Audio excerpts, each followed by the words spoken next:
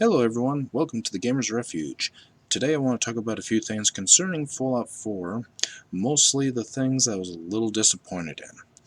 Now, first and foremost, one of the things I am rather disappointed in is the settlement building. Now, I was excited to hear about it at first. It's a great concept, but it's real clanky, so to speak, while you're building, especially if you're building piece by piece. And there's also restrictions as to how much you can build and how tall you can build, based on the size of your settlement. Over in the upper right corner, you'll see size, and the green bar is almost full. But once that thing fills up so far, you can't build anything more. So that was a bit of a disappointment for me. I was hoping, to have unlimited, building potential, but, it is what it is. The actual building system, you get your walls and all that stuff, and you gotta make sure you place it just where you want it, so it's not angled too far one way or the other, so it doesn't go right off of the ground that you're using. And like I said, the way it snaps in and stuff is kind of funky sometimes, and especially if you want to try to make a corner, it's like trying to pull teeth, basically. See what I mean? If you want to make this wall come this way, good fucking luck. So that's one of the things that irritated me about the building system, is not really getting the walls to do what you want them to do. So yeah, in that respect, like I said, it was a good idea. I like the concept of it. However, the execution, in my opinion, was very poor. But, as you can see, I did build a massive ass tower there. So, but, Yeah? that was one of the things I was disappointed in. Another thing I'm disappointed in is the speech system. Now, at first I was like, the speech wheel here didn't seem so bad, I need to ask you something. until I tried to use it, after a while. Well, getting a stim pack is always nice, but yeah, it's just, you're very limited as to what you can talk to the NPCs about, or your followers. Pretty much, no matter what you say or do, the conversation is going to go one of two ways. One, you're going to piss them off, or two, they're going to go on with whatever they originally was going to tell you. So, and usually it's whatever they're originally going to tell you, or the mission they're originally going to give you. You know, it doesn't really seem to make much difference what you say to them. They're still going to tell you the same shit. So it's like there's not much variety in the conversation. That was another thing I was disappointed about. Another thing I was disappointed about, really, is the endings. It's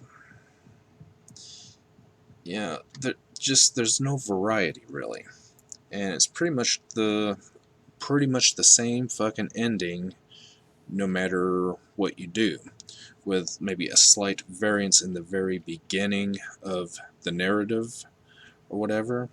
Like, if you're with the Brotherhood of Steel, or if you're, with the Institute or whatever, I think there's like a specific, line or two that the narrative says at the beginning, but after that, it's pretty much the same generic ending for no matter what faction you end with and no matter what you do.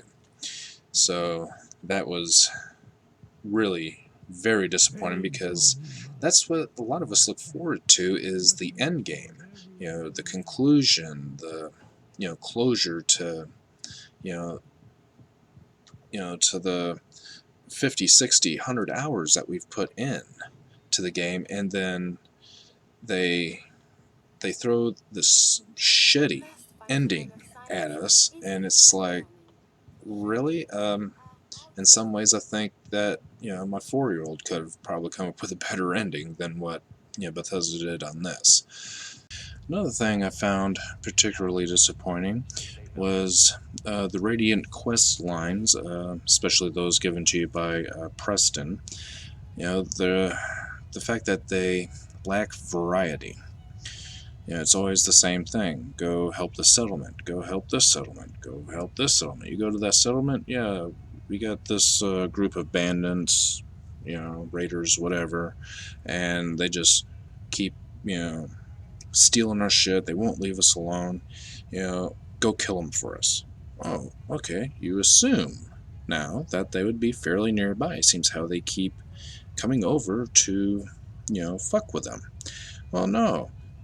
You accept the quest, they're clear across on the other side of the fucking map. It's like, really, the Raiders have such a hard-on for this particular settlement that they transverse the entire fucking map through super mutants and death claws and all that just to fuck with you. Really?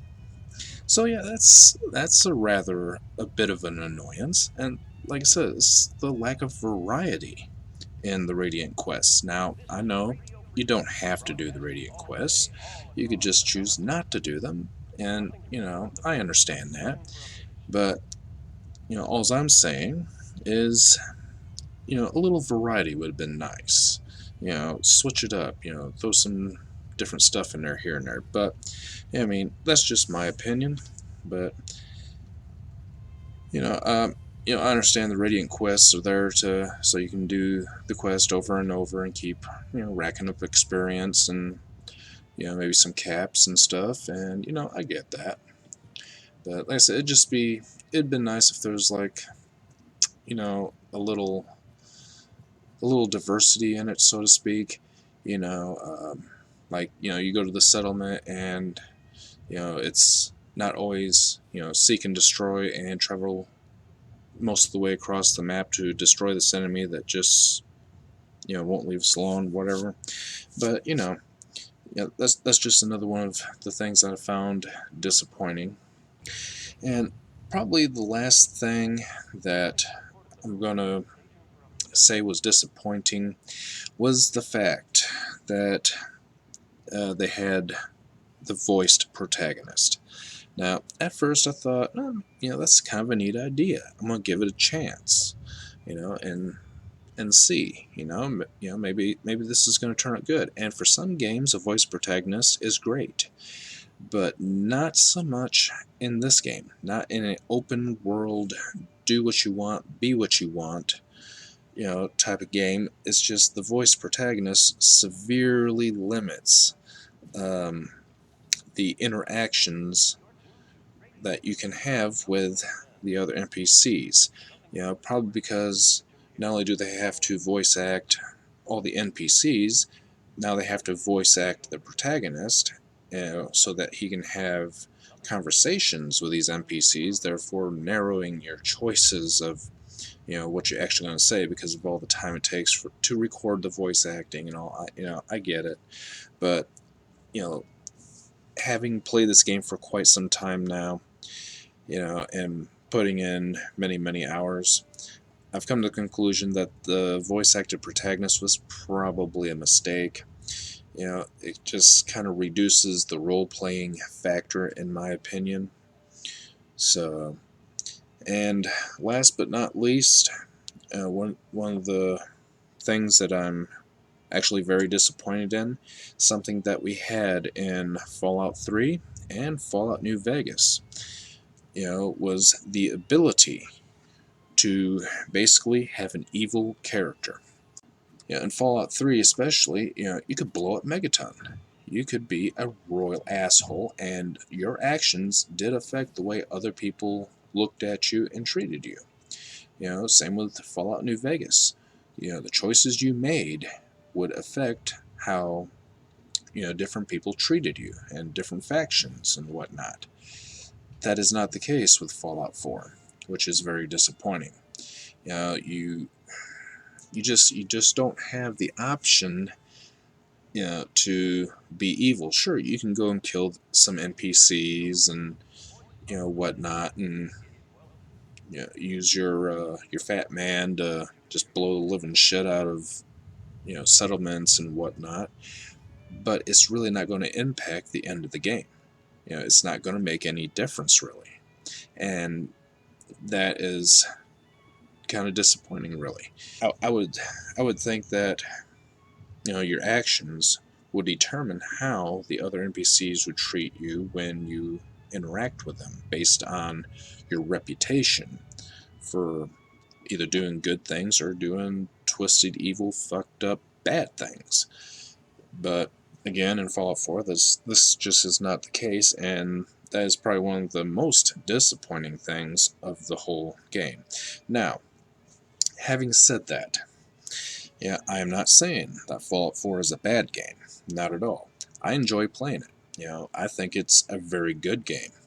It's a beautiful, immersive world, and I think, all in all, Bethesda did do a good job with it. It's just there are things that could have been done better. Things that, in my opinion, were mistakes that, they decided to do with the game, and basically the things that I've just went over. But in no way am I slamming the game and saying, this game's a piece of shit. Not at all.